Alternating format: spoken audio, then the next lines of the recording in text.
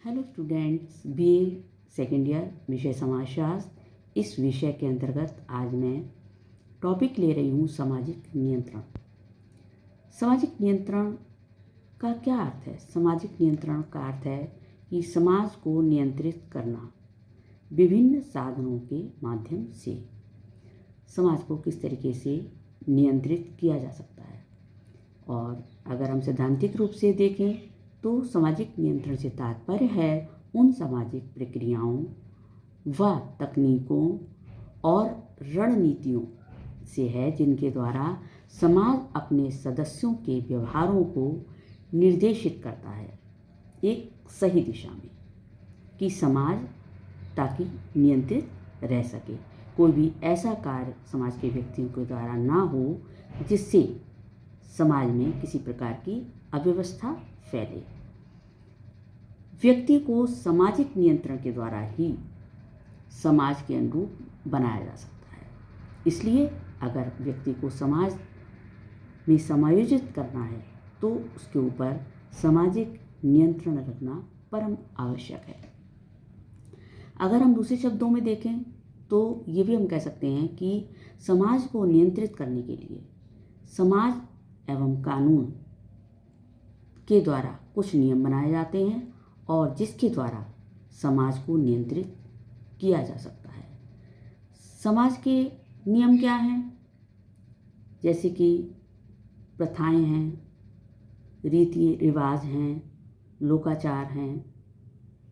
ये सारी चीज़ें क्या हैं? ये समाज को नियंत्रित करती हैं। व्यक्ति उनमें बंधा रहता है, अपनी प्रथाओं में, अपने रीति रिवाजों में, अपने लोकाचारों में बंधा हुआ कार्य करता है। उसे वह होता है कि समाज बुरा मानेगा। यदि हम इससे हट करके कोई कार्य करते हैं तो समाज हमें स्वीकार नहीं करेगा।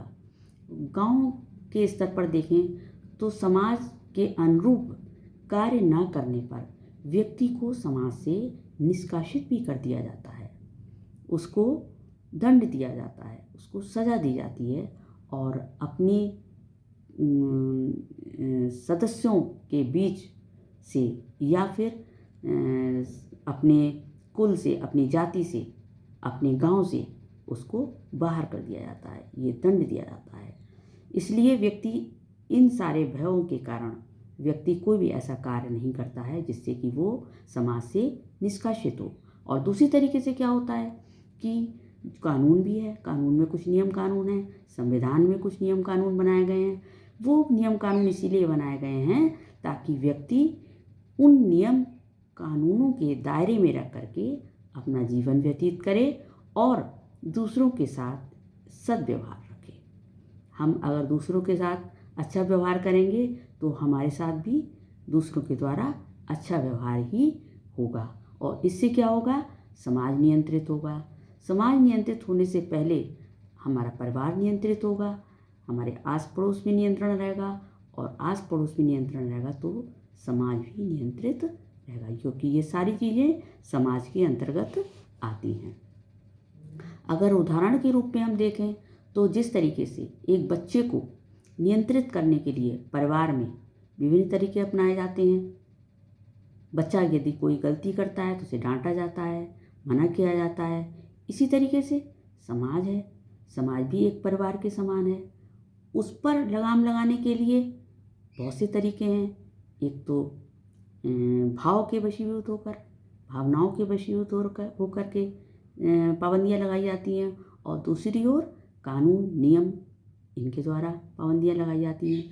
तो ये सारी पाबंदियाँ इसीलिए लगाई जाती हैं कि बच्चा जो है या व्यक्ति जो है वो गलत प्रवृत्तियों में ना पड़े। गलत प्रवृत्तियों में पड़ेगा तो वो अपराधी बनेगा, या अपराधी बनेगा तो इस तरीके से समाज में विभिन्न अपराधी पैदा हो जाएंगे और समाज जो है वो अनियंत्रित हो जाएगा। इसलिए समाज को नियंत्रित करने के लिए विभिन्न पाबंदियों का लगाना उसी तरीके से आवश्यक है जिस तरीके से एक बच्चे को नियंत्रित करने के लिए माँ बाप या पास पड़ोस या बड़ों के द्वारा कुछ पाबंदियाँ लगाई जाती हैं।